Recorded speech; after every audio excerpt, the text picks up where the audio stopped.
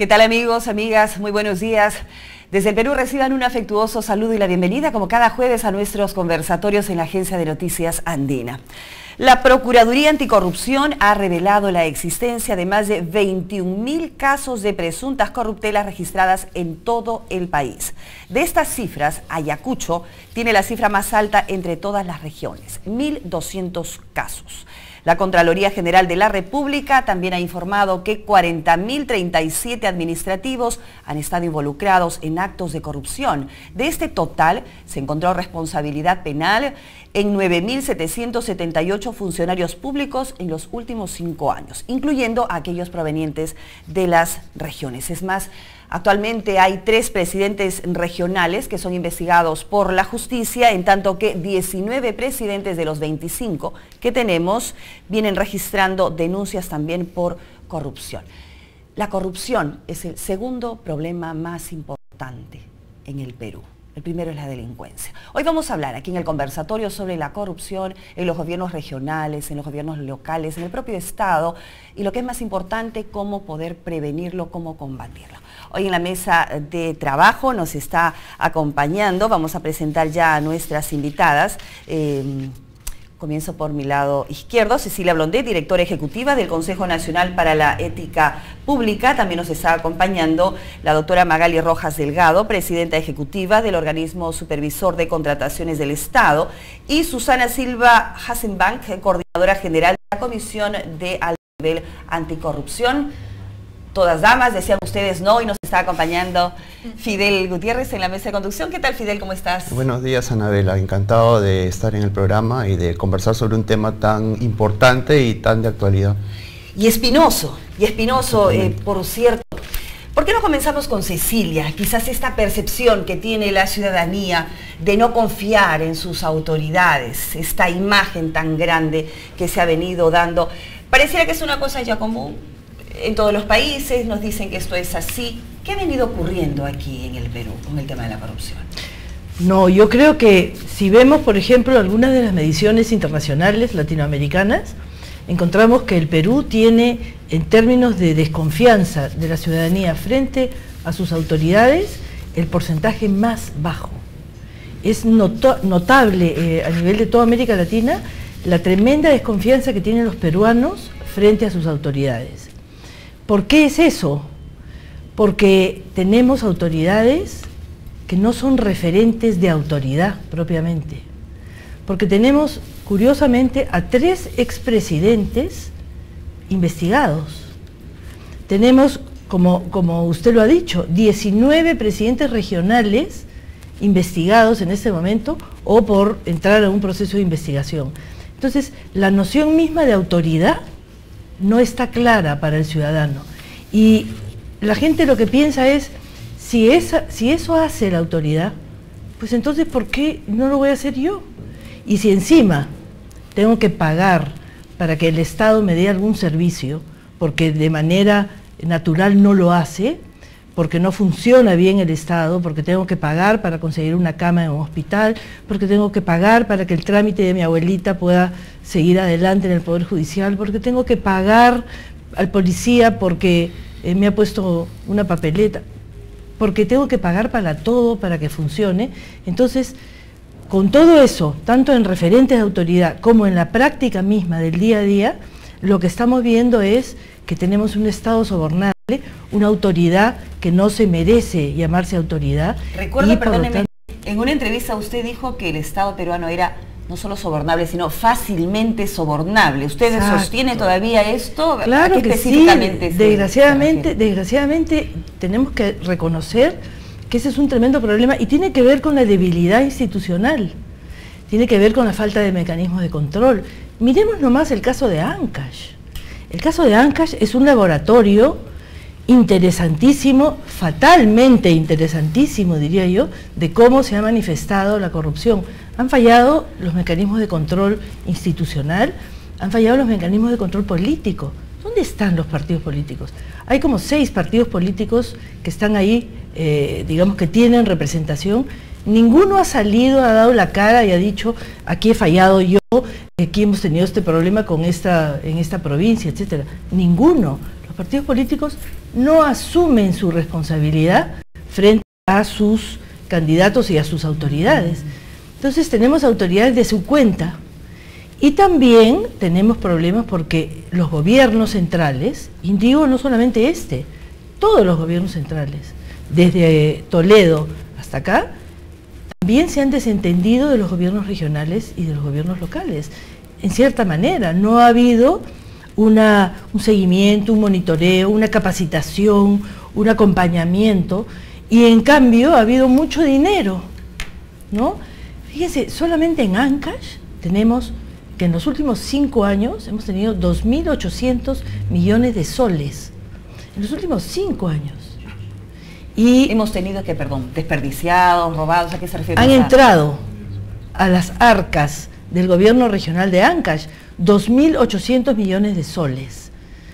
Y tenemos al mismo tiempo 20% de pobreza, brechas tremendas en términos de indicadores sociales, salud, educación de pésima calidad, y ahí nuevamente se tiene que pagar para todo, y si no se paga no funciona. Entonces, ¿cómo no vamos a entender que haya estos altos niveles de desconfianza? Resulta preocupante, tan preocupante como interesante el diagnóstico que usted hace, Cecilia, sobre la situación de la corrupción a nivel de los gobiernos regionales y locales. Y entonces cae la pregunta de Madura hacia las autoridades, y bueno, que yo quisiera traducirla en una pregunta a Susana, titular de la Comisión Nacional Anticorrupción. ¿Qué es lo que se viene en cuestión de atenuantes, de medidas legales para específicamente tratar el tema de la corrupción en las regiones, que es digamos la punta de lanza de este cáncer? El primer Cornejo anunció algunas medidas, pero a grandes rasgos, y no sé si ya tendrían el detalle por estos días o los van a tener más adelante. Si nos explica, sería interesante. Sí, yo primero, antes de comentarles las acciones que se están previendo realizar desde el Estado, quiero señalar, aunarme un poco a la preocupación que ha planteado Cecilia. La situación es bastante compleja, hay efectivamente una alta desconfianza, pero creo que debemos tener cuidado en no generalizar. Yo creo que hay funcionarios honestos, hay buenos servidores públicos que quieren marcar de una manera distinta la gestión pública, pero que lamentablemente, efectivamente, los corruptos que lamentablemente están enquistados en algunas entidades hacen que se incremente esta desconfianza, y sobre todo, de ahí también concuerdo con lo que dice ella, con la falta o la ausencia de estos mecanismos efectivos de detección, de investigación y sanción. No han sido del todo efectivos, y creo que ahí corresponde hacer una autocrítica de manera general entre todas las entidades que participan en este proceso de detección, investigación y sanción. ¿Qué ha faltado? Ha faltado sin duda. Pero respecto ya a tu pregunta referida a cuáles son los mecanismos legales que se tienen que implementar, en este momento se está hablando y se está mirando cómo se reorienta el proceso de descentralización. Hay mucho de lo que se hizo en el proceso de descentralización que no ha dado lugar a que se instalen adecuadamente los mecanismos de control. La transferencia de competencias no se dio de la manera, no se dio de la mejor manera, y hoy día estamos viendo justamente estos problemas. Entonces hay un tema que se va a abordar desde el punto de vista del proceso de descentralización que se está trabajando, pero de otro lado, como es el conocimiento público, se está planteando también el tema de la no reelección. Yo creo al respecto que la reelección en sí misma no es mala, el problema es la ausencia de controles. Pero a lo que se refirió el Premier es que estamos nosotros en este momento revisando algunas normas relativas, por ejemplo, a lo que tiene que ver con la protección del denunciante. En este momento el Ministerio de Justicia, conjuntamente con nosotros y un grupo del sector privado, está viendo la forma de fortalecer los mecanismos de protección al denunciante. Nosotros tenemos una ley como país de protección al denunciante, pero esto funciona en el ámbito netamente administrativo. Sin embargo, en el ámbito penal no existen todavía los mecanismos idóneos y sobre todo los recursos necesarios para brindar una protección plena a aquellas personas que se animan a denunciar. Por esa razón, en la encuesta que se hizo con Proética justamente, y trabajamos juntos con ellos con Proética el año pasado, una de las razones por las cuales la gente no denuncia es el temor. Temor a represalias, temor a amenazas y temor obviamente a su propia integridad. Entonces, sí creemos que es necesario, digamos, perfilar una política en la medida que se pueda brindar las seguridades del caso a la ciudadanía para que pueda denunciar, incluyendo además la posibilidad de recompensas, ¿no? Entonces, eso es algo que se está trabajando ya desde hace un tiempo en el Ministerio de Justicia y se va... Es muy interesante, ¿no? Pero sí, en el tema de la prevención, ¿qué tipo de medidas ustedes pueden estar proponiendo ahí para ejecutarlas lo más pronto posible? A ver, para nosotros el tema de la prevención es la transparencia, la rendición de cuentas, la posibilidad de que la ciudadanía tenga una mayor participación. En esa medida nosotros estamos ya desde hace un tiempo impulsando la creación de una autoridad nacional en materia de transparencia que creemos que va a permitir que aquellos vacíos que se dan y ausencia de sanciones por el incumplimiento de la ley de transparencia van a funcionar de manera correcta. Ahora bien, esto es todavía a mediano plazo, todavía hay que ver el tema de recursos. Estamos tan próximos a las elecciones locales y regionales, no va a comprender allí. No. Para el tema, específicamente en el tema del proceso electoral, estamos en este momento también viendo la posibilidad de que se pueda dar mayor información a los ciudadanos respecto de los procesos penales en curso que tienen los candidatos a gobiernos regionales, a presidentes de gobiernos regionales y a alcaldes provinciales de capital de departamento. Esto estamos trabajándolo con el Consejo de la Prensa Peruana, con el Ministerio de Justicia. Tenemos una reunión pronto con el Poder Judicial para ver los aspectos legales de esta iniciativa. Como ustedes deben saber, todas las personas tienen el derecho de presentarse y ser candidatos a cualquier puesto político de elección popular, y la única limitación es tener una sentencia firme vigente. Sin embargo, no es un impedimento tener un proceso penal en curso por delito de corrupción o narcotráfico o lavado de activos. Sin embargo, nosotros consideramos de que sí es posible y que sí se debe brindar información al ciudadano para que tenga mayores herramientas para realizar un mejor escrutinio respecto de ese ciudadano, respecto de ese candidato. Entonces, esto es algo que estamos trabajando, viendo los aspectos legales, porque tampoco queremos, digamos, transgredir lo que es el principio de la presunción de la inocencia tampoco. Todavía no hay una sentencia plena y que la persona en efecto no tiene coartada ninguna libertad. Sí, es verdad, podría ser, pero para eso estamos viendo unos aspectos constitucionales, pero sí creemos que la ciudadanía tiene derecho a saber, o sea, nadie le va a impedir al candidato que postule. De hecho, en el proyecto de ley de modificación de la ley de partidos políticos que presentó de manera conjunta no solamente RENIEC, OMPE y el Jurado Nacional de Elecciones, sino también tiene el aval, digamos, de IDEA y de transparencia, se plantea una modificación en el sentido de que se brinde información sobre los procesos penales en curso que tienen los candidatos. Y yo creo firmemente que eso es algo que los ciudadanos tienen derecho a saber, porque es una forma de, en todo caso, preguntarle, de ejercer el control ciudadano y preguntarle al candidato por qué razón se dio este proceso y que dé las explicaciones del caso, ¿no? Yo también quería conocer la opinión de la OSCE sobre un caso muy actual, que es el tema del señor congresista Gagó. Bueno, ahí tiene que ver mucho el hecho de que empresas vinculadas a la persona de este parlamentario hayan contratado con el Congreso concretamente, ¿no? Con alguna otra entidad del Estado. Entonces, viendo ese caso específico, ¿qué medidas existen o pueden darse para evitar que haya ese tipo de conflictos de intereses en lo que es la contratación del Estado por parte de gente que está vinculada al Estado, como en el caso de esta persona? ¿Cómo su entidad observa estas situaciones? Bien, primero, ante todo, muchas gracias por la invitación. Y sí, efectivamente, si me permiten hacer una introducción al tema de contratación pública, que dentro de todo este esquema estatal tiene algunas particularidades, y es importante destacarlas justamente para contestarle la respuesta que me acaba de hacer, que es muy específica a un caso actual. El primer tema es que las entidades y los titulares de las entidades, por supuesto, son los primeros responsables en establecer su sistema de control interno. Normalmente se ha visto con mucho desdén o poca importancia toda la función logística que desempeñan los funcionarios que están ejerciendo o ejecutando estas adquisiciones, estas contrataciones desde hace muchos años atrás. Y eso ha llevado de repente a construir malas prácticas, a desdeñar el tema de desarrollo de capacidades y una serie de situaciones y distorsiones que nosotros hemos advertido ya como parte de esta gestión y estamos por supuesto atacando con una serie de programas de desarrollo de capacidades.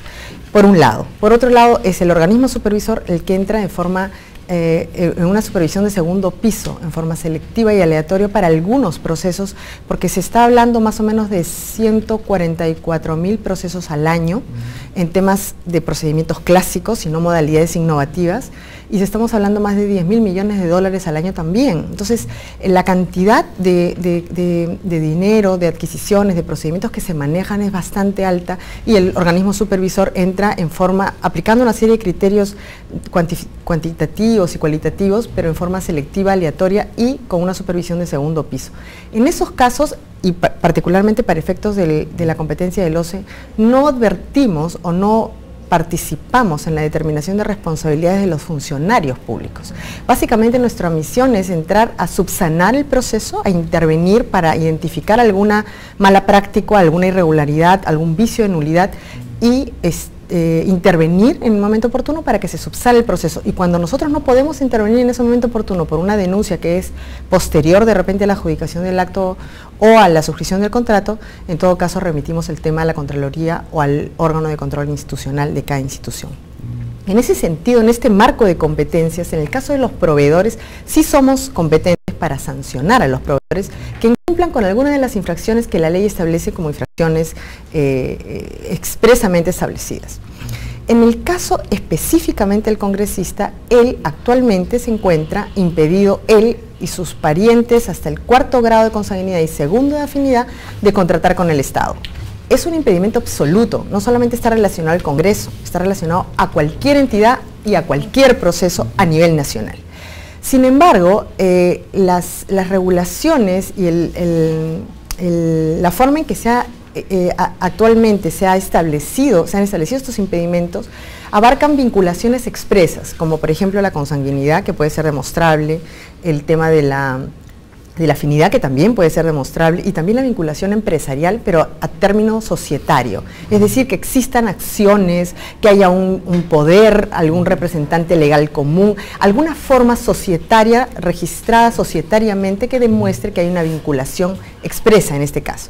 Para el caso específico de HAMSA y Copidepot, la vinculación ha sido indiciaria y no necesariamente societaria, porque lo que se está utilizando son audios, testimonios de los trabajadores, algunos indicios de igual domicilio, de registros de asistencia, me parece, un único para ambas empresas. O sea, son indicios que han sumado, en el caso de la Comisión de Ética, a una sanción de ética respaldada por el Pleno el día de ayer, y en el caso del OCE, para efectos de la inhabilitación administrativa, está actualmente este caso viéndose en el tribunal, obviamente con la utilización de estos indicios, pero siempre con la complejidad con las que se enfrenta el tribunal cuando hablamos de estos vínculos que no son demostrables fácilmente, ¿no? Efectivamente, que son testaferros, que son vinculaciones de negociaciones bajo o sobre la mesa. Entonces, eso es mucho más difícil de comprobar. Claro, entonces, hablamos, discúlpame, Anabel, hablamos entonces que habría resultados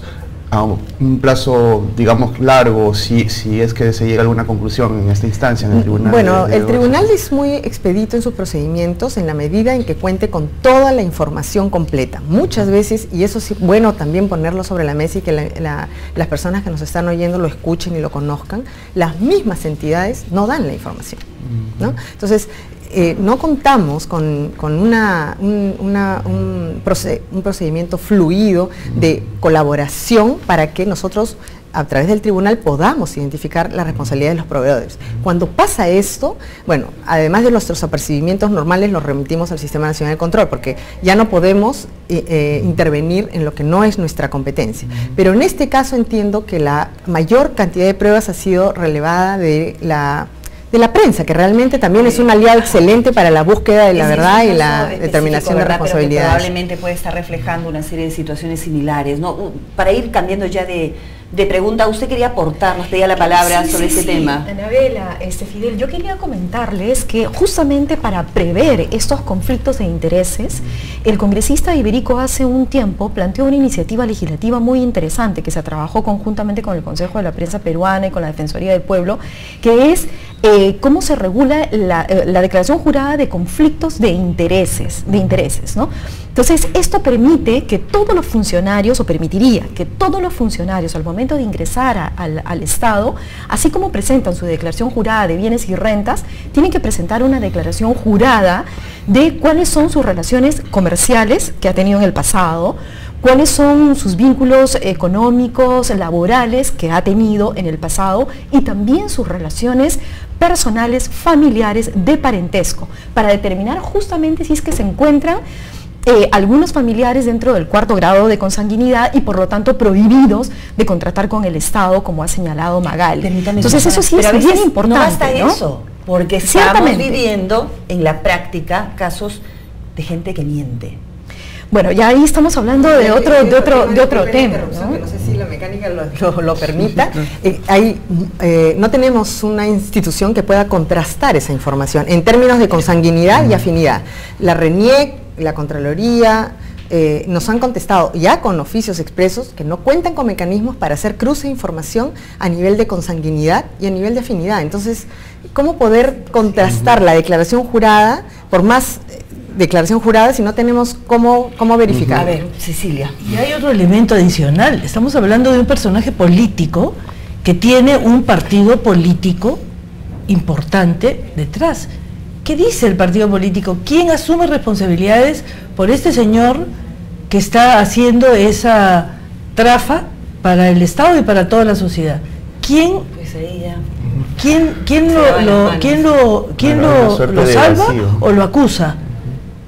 No tenemos, no ha salido para nada la representante de su partido político para decir vamos a sancionarlo. Nada, lo han protegido e incluso le han dado el beneficio de la duda. Eso es tremendo. Entonces, con esto, la desconfianza de la población frente a la política aumenta, ¿no? Cecilia, eso es tremendo, nos dice usted, pero ¿cómo poder ayudar a resolver situaciones como esta? ¿Hay alguna propuesta de parte política de repente? Claro que hay muchas propuestas. Para atender este problema serísimo de corrupción, tiene que haber un paquete, una estrategia compleja, porque esto no se arregla de una forma, nada más, ¿no?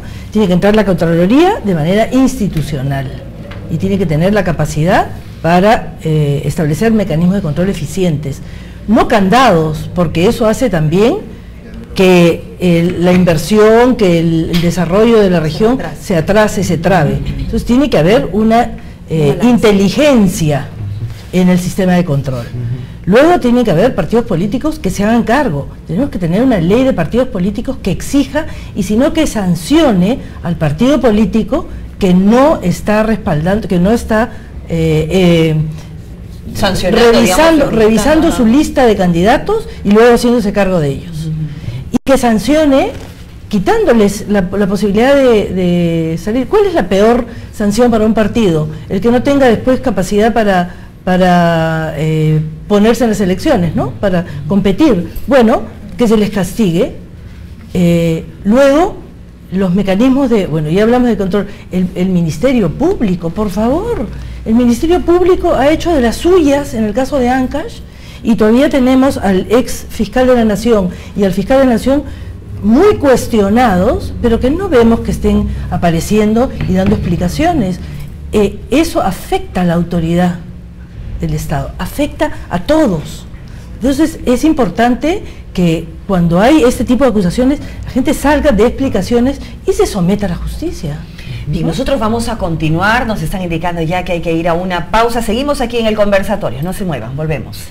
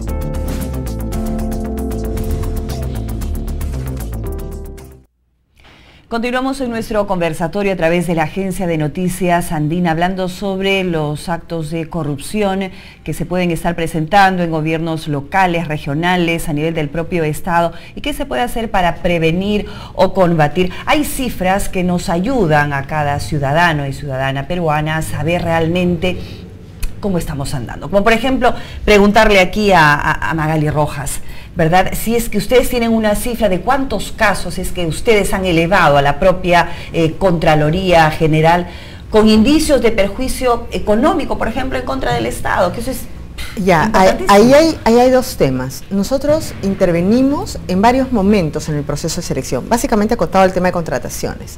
Cuando lo hacemos a través de acciones de monitoreo, que son de oficio, nuestra intervención empieza con la convocatoria del proceso, que es transparente, que es pública y se hace a través de una plataforma electrónica. Ahí tenemos la oportunidad de ir corrigiendo el proceso, las bases, porque podemos identificar direccionamientos técnicos o sobrevaloraciones. Y tenemos la facultad de poder con un oficio decirle, apercibir a la entidad y identificarle todas las observaciones que hemos podido advertir de las bases y apercibirlos a que los vamos a suspender si no las corrigen. ¿Tienen una cifra en ese momento de cuántos casos? Los bloqueos o suspensiones no deben superar más del 10% de los casos que nosotros intervenimos. Normalmente en este monitoreo de oficio tenemos más de un 68% de efectividad. O sea, ahí el tema no es el problema. Yo creo que el problema surge cuando recibimos denuncias medias extemporáneas, y ahí permítanme hacer un alto, porque en el tema de contrataciones hay un ingrediente que no tuve oportunidad de explicar en el bloque anterior, que es muy importante y que tiene que ver con el empresariado. El empresariado es uno de los actores del mercado de compras públicas y juega un rol distinto. Primero porque muchas veces está enmarcado en una guerra comercial, ¿no? Hay empresarios que siempre están compitiendo para conseguir el contrato del año respecto a la entidad.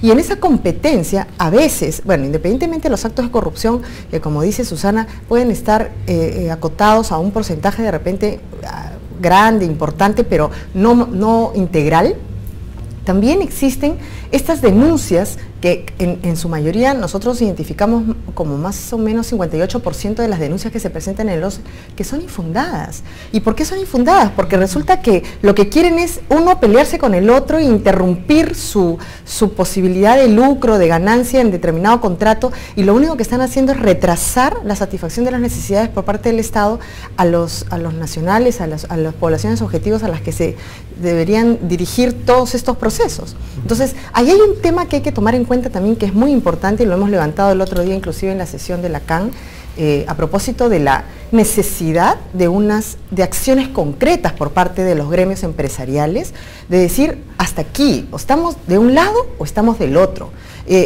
Nosotros, por parte del organismo supervisor, hemos iniciado campañas, básicamente con las cámaras de comercio, por si acaso, no con otros gremios, y a partir de la sesión de la CAN estamos tratando de reorientar nuestra campaña, porque ya hemos visto que hemos tenido acogida con FIEP, con la Sociedad Nacional de Industrias. ¿En qué sentido? En tocar en la puerta y decirles, vamos a aliarnos a luchar contra la corrupción, porque si no te alias conmigo, entonces quiere decir que no estás luchando contra la corrupción, estás del lado de la corrupción.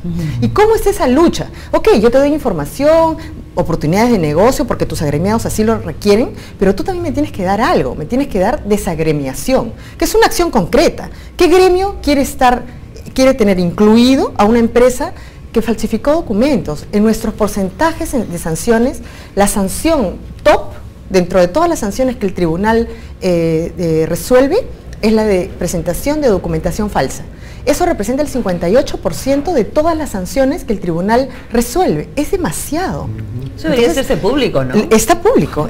Nosotros tenemos un observatorio. Exacto. ¿No? Lo que hacemos es todos los meses o todas las quincenas difundirlo, pero a veces es un poco complicado el tema porque realmente es mayoritario. Entonces, las empresas o los gremios empresariales deben asumir un rol un poco más activo, ¿no? Que decir, sí, pues los funcionarios públicos son corruptos. Efectivamente, pero yo creo que hay un tema de corrupción de ida y vuelta, por lo menos en el tema de contrataciones, ¿no? Entonces, hay acciones que nosotros requerimos y que estamos buscando también hace tiempo por parte del empresariado en ese sentido, ¿no? Claro, ha habido compromiso de parte de Confieb y de algunos otros gremios empresariales, concretamente con la Comisión de Alto Nivel Anticorrupción, pero sí. Y desde hace tiempo usted ha hablado incluso ha resaltado esa participación sí. que anteriormente, en décadas pasadas, no se daba tan manifiestamente, pero parece sí. que no es suficiente la participación y de repente se requeriría de algún compromiso más concreto para evitar las situaciones que se señalan, por ejemplo, de la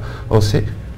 A ver, yo lo que quiero aquí es rescatar la participación muy activa que está teniendo los tres principales gremios empresariales en nuestro país, que son la Sociedad Nacional de Industrias, la Confieb y la Cámara de Comercio. Los tres efectivamente participan en la CAN y hemos tenido acciones muy concretas, como lo señalaba Magali, por ejemplo, en la línea de establecer compromisos de integridad con los empresarios.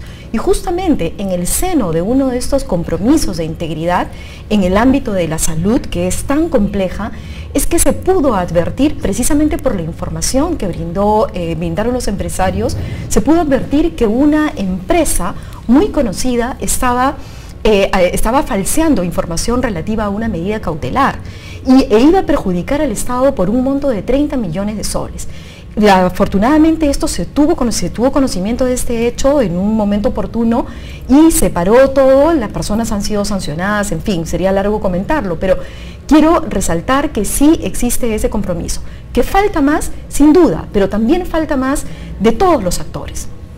El fenómeno de la corrupción es algo sumamente complejo y que no se puede abordar solamente desde la sanción o solamente desde la prevención.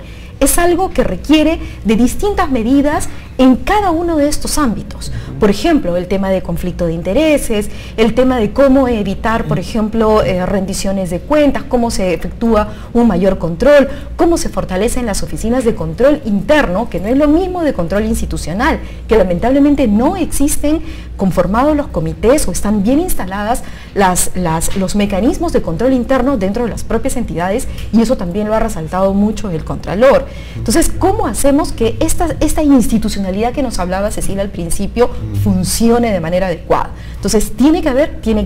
Que tienen que haber procedimientos mucho más sencillos, tiene que haber. Pero que tiene que haber un compromiso de parte de la ciudadanía, de parte de la sociedad civil organizada y de parte del sector empresarial, por supuesto que también tiene que haber. Entonces, yo lo que les diría y que quiero rescatar en este momento es que yo encuentro que hay magníficas voluntades en este momento. Está el OCE con una persona, Magali, que la conozco además desde la universidad y que sé que es una persona sumamente honesta.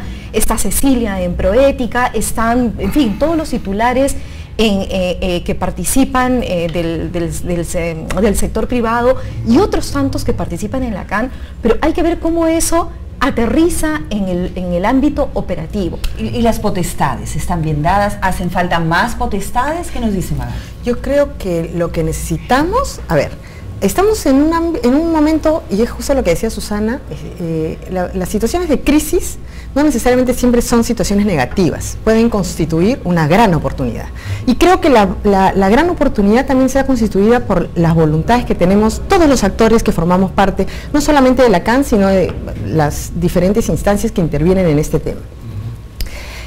Al respecto, me parece importante destacar dos elementos. Uno, estamos frente, por lo menos en el tema de contrataciones, en el tema de la reforma de la ley de contrataciones, que entiendo esta semana se está presentando al Congreso, que incluye una serie de cambios de simplificación de procedimientos, por un lado sí, y por otro lado de mejoramiento en la detección de los casos. Creo que hay una parte vacía que es la que está vulnerable, que es la que está fallando, porque las sanciones, por lo menos respecto a los proveedores, inclusive a los funcionarios, hay inclusive un reglamento de sanciones especiales que la Contraloría puede imponer en determinación de responsabilidad de funcionarios públicos, me parece que es adecuado, que ya son sanciones bastante drásticas.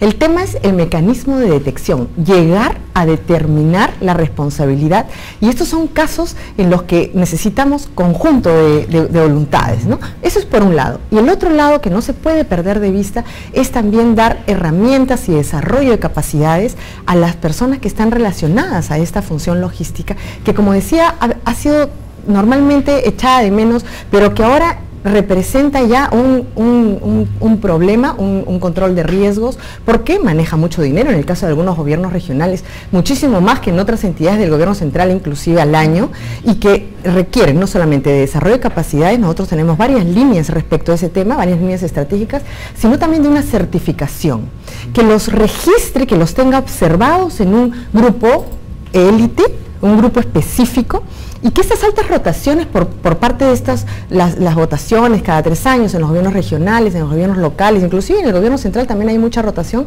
pues se reduzca el riesgo, porque se va a controlar a este grupo de funcionarios. Nosotros ya tenemos casi 7.000 y pico, 8.000 funcionarios certificados, a los que vamos a definirles perfiles y mallas curriculares de tal manera que todos sepamos quién tiene que ejecutar qué cosa, quién va a ser competente para ejecutar de repente procesos de gran envergadura, otros de más simples, y vamos a tener la posibilidad de diseñarles puntajes en la medida en que estén metidos o involucrados en un procedimiento que haya sido nulo, que haya sido cuestionado, y si salen de este grupo, no van a poder seguir haciendo de las suyas. Entonces, creo que en la medida en que acotemos y fortalezcamos este grupo de funcionarios logísticos, que son la unidad que sirve de herramienta para el proceso de selección y para este lado de la corrupción, porque efectivamente este es un lado nada más, podría ayudar muchísimo el tema, ¿no? Yo le escucho a usted atentamente, la siento muy optimista. Lo soy, sí. Pero a la vez estoy recordando que en esta misma mesa estuvo el presidente de la Asamblea Nacional de Gobiernos Regionales, quien nos decía que, según su opinión, ellos sí son lo suficientemente fiscalizados, ellos sí tienen los entes que los puedan inspeccionar, en fin, puedan saber en qué están gastando. Que era un asunto de moral, que era un asunto de gente, que era un asunto de personas. O sea, no es que todas estas herramientas no estuvieran a la mano de Dios. Era un asunto simplemente, tú eres corrupto o no eres corrupto. O sea, en esencia el ser humano, ¿cómo debe de ir trabajando esa parte? ¿No? Usted nos habla que están calificando una serie de... La certificación, ojo, que va a ser profesionalización, ¿no? Entonces, el tema ético y moral es bien difícil. Dudar un poco allí, ¿no? ¿Cómo garantizar esa... Cecilia quería hacer una acotación al respecto de lo que hablábamos del sector privado, ¿verdad? Exacto. ¿Qué nos Yo quiero, bueno, oye, sí, pero que responda un poquito luego claro. un poco lo que estoy diciendo. Solo porque detalle, es solo eso, ¿no? Solo un detalle bueno, con la apreciación del presidente de asambleas de gobiernos regionales, que me parece que es el presidente regional de ICA, ¿verdad? Sí, que está recientemente hace unos meses como coordinador. Sí, bueno, a mí esas cosas, sus manifestaciones, me imagino que están desde la óptica de quien defiende el proceso de regionalización, ¿no? Nosotros tenemos un montón de información que contrastamos con esto. Primero, no es que los mecanismos no existan, efectivamente existen, de repente requieren ser fortalecidos, me parece, y este mecanismo de detección mucho más todavía. ¿Por qué? Porque las fiscalías, los órganos de control institucional, la policía, a nosotros nos requieren análisis de los casos, información especializada, porque estos temas básicamente de contrataciones son temas muy técnicos y no necesariamente están preparados para ir con el detalle. Pero particularmente quiero una nota a pie de página antes de darle pase a Cecilia, que sé que hace rato quiere comentar y me parece valiosísima siempre su opinión. El tema del gobierno regional ICA, por ejemplo, nosotros tenemos un programa de acompañamiento en el que el año 2012 intervenimos en 10 entidades y en el 2013 quisimos intervenir en 10 gobiernos regionales. Uno de los gobiernos regionales que no aceptó nuestro programa de acompañamiento fue el gobierno regional ICA. Entonces, hay que medir un poco las palabras también de cómo vienen, porque este programa de acompañamiento es la identificación de una entidad que puede tener cierto riesgo mayor respecto a otras, de acuerdo a nuestras estadísticas, y que además tiene dentro identificado un paquete de procesos materialmente, cualitativamente importantes que nosotros queremos acompañar, no cogestionar, sino acompañar para darles herramientas, mira las opiniones de acá, esto puedes resolverlo de esta manera, etcétera. Ese tipo de programa, cualquier entidad que quiere hacer las cosas bien, nos tocaría, es más, nos tocan la puerta para pedirnos, inclúyenos en su programa, ¿no? Que bueno, con la capacidad operativa que tenemos es reducido a 10 entidades por año, ¿no?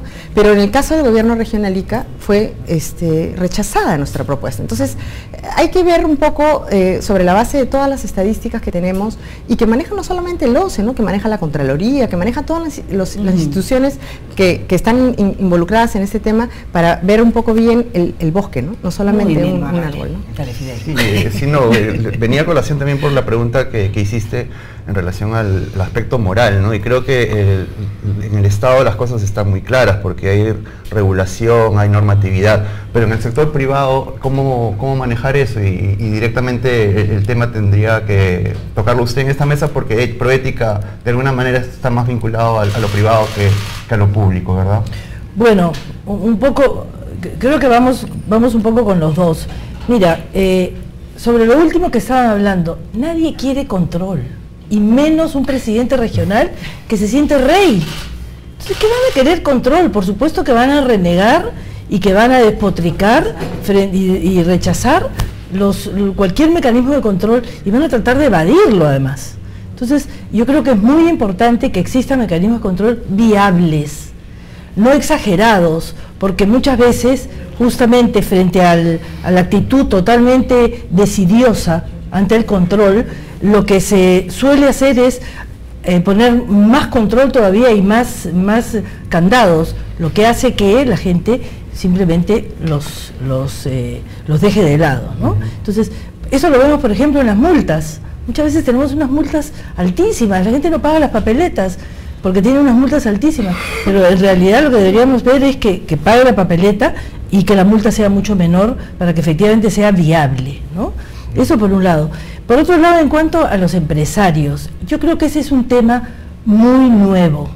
No teníamos empresarios interesados en la marcha de la acción pública y en el Perú hasta hace muy poco. Esto es una novedad. Los empresarios están reencontrando a su país y reencontrando la complejidad del Perú. Entonces, es muy interesante ver, por ejemplo, cómo, como dice Susana Silva, participan en la Comisión de Alto Nivel Anticorrupción la Sociedad Nacional de Industrias, muy activamente la Cámara de Comercio de Lima y la CONFIEP. Pero mi pregunta es, ¿los gremios tienen capacidad de acción para sus agremiados? Yo creo que no, todavía no. Los gremios no tienen fuerza, ni tienen capacidad de ejecución de sanciones o de investigar y de proveer de información, porque a las grandes empresas y a sus agremiados casi como que no les interesa tampoco. Entonces, este es un proceso. Comenzamos a tener una actitud mucho más proactiva del sector privado, cosa que hay que felicitar realmente, pero lo que hay que pedirles es que fortalezcan sus instituciones. Sí, pues, así como, ¿no? Hay incluso en estos últimos casos de corrupción en gobiernos regionales, empresarios detenidos por vínculos directos en cuestión de pago de soborno. Tenemos Exacto. el caso de Ancash, en el caso de Cajamarca también, ¿no? ¿Qué hacer al respecto? Usted dice que no hay todavía esos mecanismos, y ¿a quién correspondería? ¿A ellos mismos establecerlos o de repente vía una normatividad específica legal? No, les corresponde a ellos establecerlo, porque justamente, ahora lo interesante es que ya se están preguntando eso. ¿Cómo podemos hacer para intervenir? Pero ya lo están implementando. En el caso que Susana menciona, de la empresa, lo desagremiaron. Claro, la desagremiación no es una sanción económica, punitiva, pero sí moral. O sea, es un asunto de reputación, por de eso, imagen, ¿no? Por eso digo, se están preguntando y en algunos casos hacerlo, ¿no? ya están haciendo, ¿no?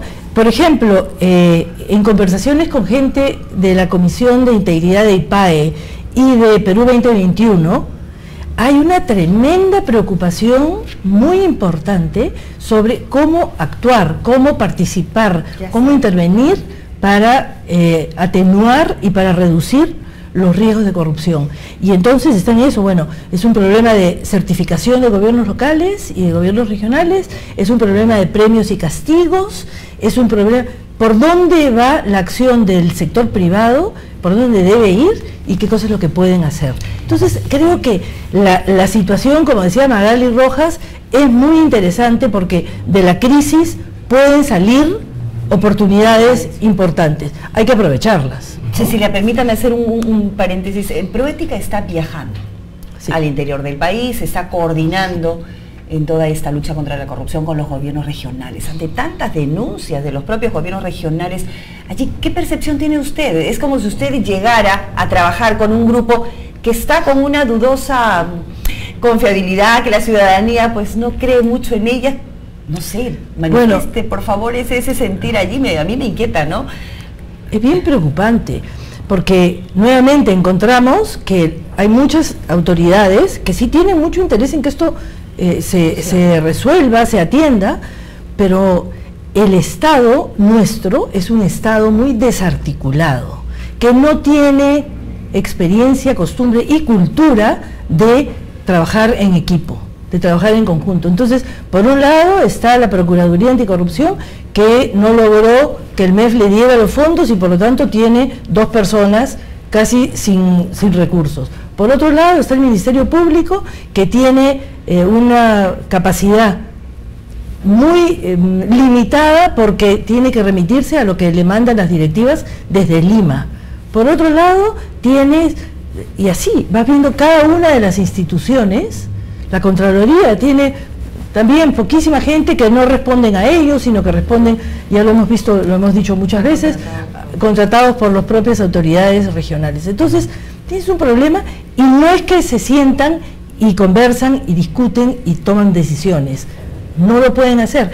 Y finalmente, tienes un presidente regional que debería convocar al Comité de Coordinación Regional, justamente para centrar a todas las autoridades con los alcaldes y identificar cuáles son los proyectos de inversión que se están haciendo, cómo controlarlos, y no los reúne. Entonces tenemos realmente problemas muy serios de coordinación interinstitucional y de coordinación intergubernamental. El Poder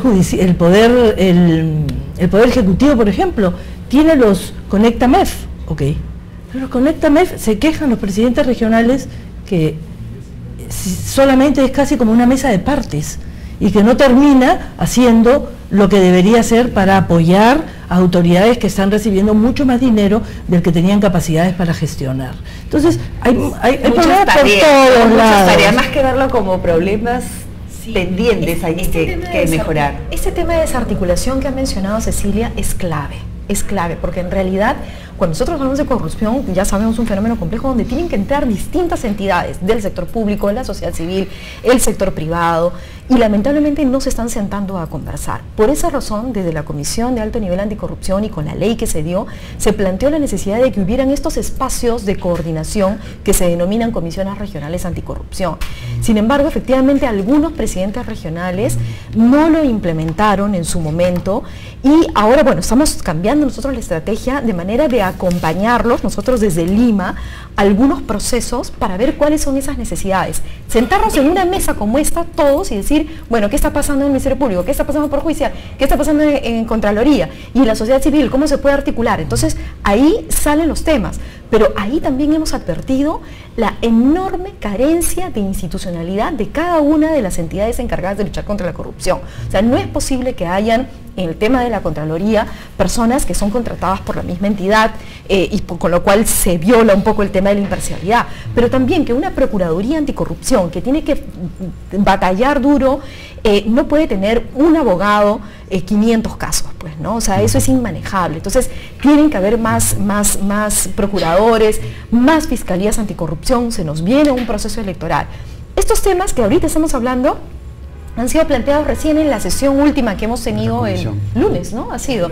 El lunes ya hemos estado a las 3 y hemos planteado la necesidad de que se fortalezcan las entidades al interior del país, pero también que se potencien la posibilidad de que haya una mayor articulación. Sin coordinación vamos perdiendo, ¿no? Los partidos políticos no tienen representantes en la Comisión de Alto Nivel Anticorrupción. En algunos casos sí han participado y yo soy de la idea de que deben participar porque ese control político, esa participación política, voz política, impulsan en algunos casos. Por ejemplo, en el caso de Ancash, Modesto Julca ha estado impulsando, ha estado persiguiendo, ha estado detrás. Entonces, sí queremos ver con en algunos lugares, algunos congresistas que de hecho han venido, a tocado la puerta y decir, oye, yo quiero participar, y a mí me parece importante, ¿no? Yo creo que sí sería interesante.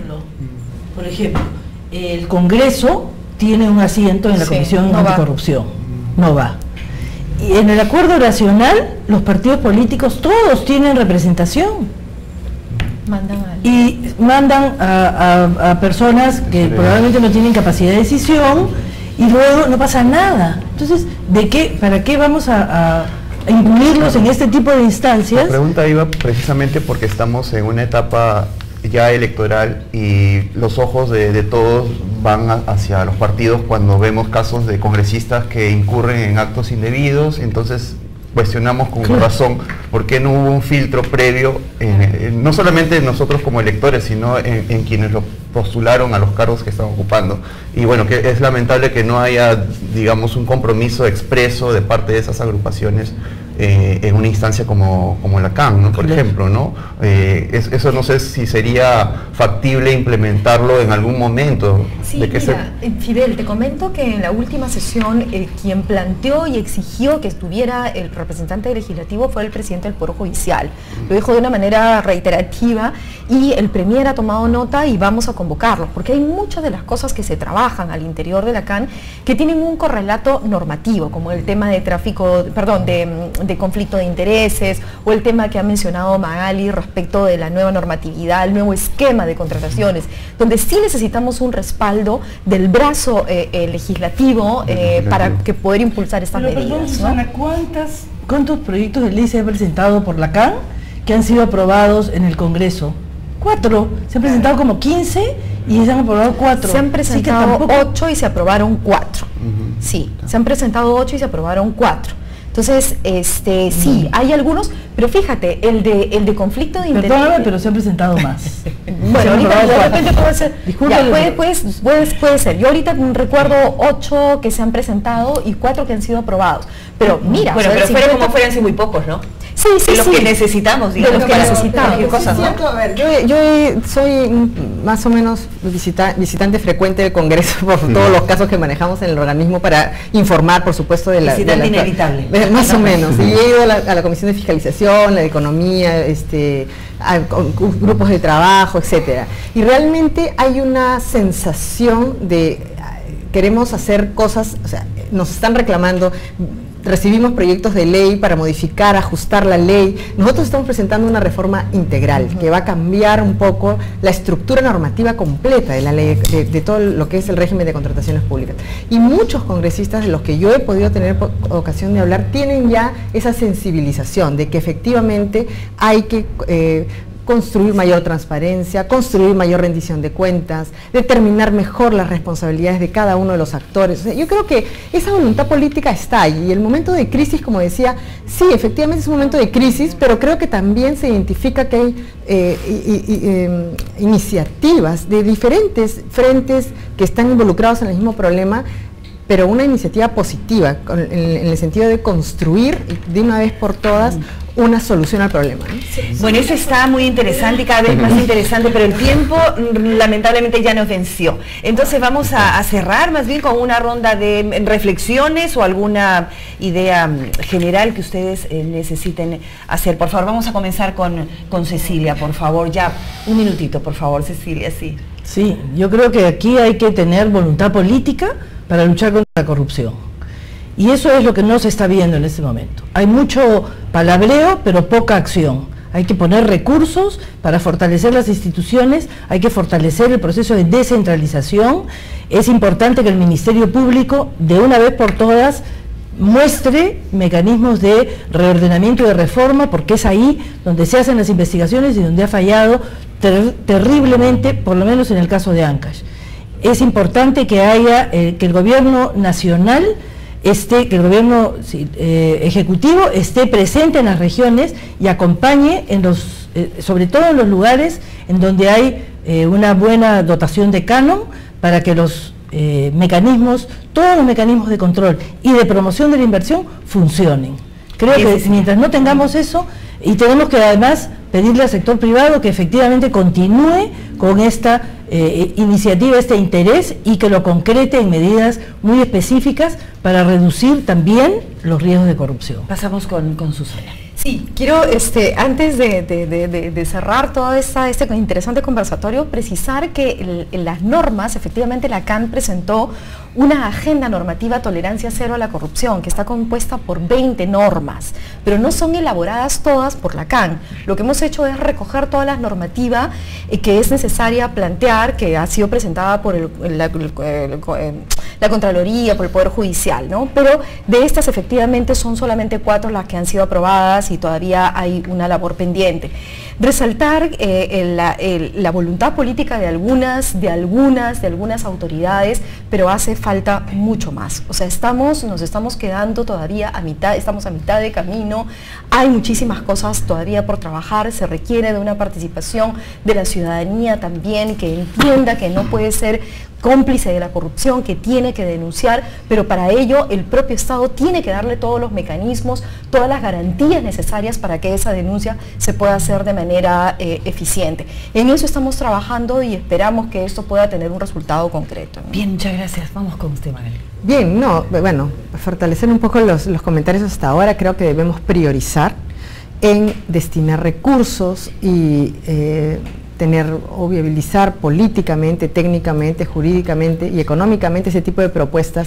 Por ejemplo, la reforma está entrando esta semana, además de otras leyes que también forman parte de un paquete de reactivación económica en el Congreso. Y bueno, entonces es la oportunidad para demostrar que efectivamente queremos un cambio, ¿no? Y todos los actores que formamos parte de él, pues, de acuerdo a nuestras competencias, tenemos que no dar el 100, sino el 200% si es necesario para que ese cambio se realice. Bien, muchas gracias. Este gran llamado que se hace a través de esta mesa de conversaciones para sentirnos todos parte de esta lucha contra la corrupción, a veces me lleva a pensar, Fidel, y aquí ya cerraríamos con alguna conclusión tuya también, en que el ciudadano de a pie parece no estar entendiendo en la práctica realmente qué significa cuando uno se vuelve también cómplice de la corrupción. Dejamos de lado precisamente una serie de servicios básicos para la población en general. Estamos disminuyendo la construcción de colegios, servicios de agua, servicios de luz, en fin, nos estamos perjudicando a nosotros mismos. ¿Cómo podemos realizar? No nos damos cuenta de eso y creo que ya responde esa situación a un problema cultural y de identificación con lo que entendemos como nación. Durante toda nuestra historia no hemos tenido muy claro eso, y creo que por ahí habría que buscar la raíz de esta desestructuración que la vemos no solamente a nivel institucional o estatal, sino también en nuestro propio comportamiento y la posición que tenemos frente a lo que tú señalas, hacia el bien común. Incurrir en corrupción, sea dándole una coima a un policía o tratando de sacar ventaja de en alguna licitación, es atentar contra nuestros propios intereses como país, ¿no? Y creo que si empezamos a entenderlo así, algo puede ir cambiando, ¿no? Tratemos de evitar dañarnos a nosotros mismos, no ser tan autodestructivos como lo hemos sido, creo, en casi toda nuestra historia republicana y más. Bueno, interesante forma de cerrar ese conversatorio. Muchas gracias a ustedes también por acompañarnos, a nuestras invitadas, por todo el tiempo que nos han dado también. Será hasta un próximo conversatorio el siguiente jueves. Buenos días.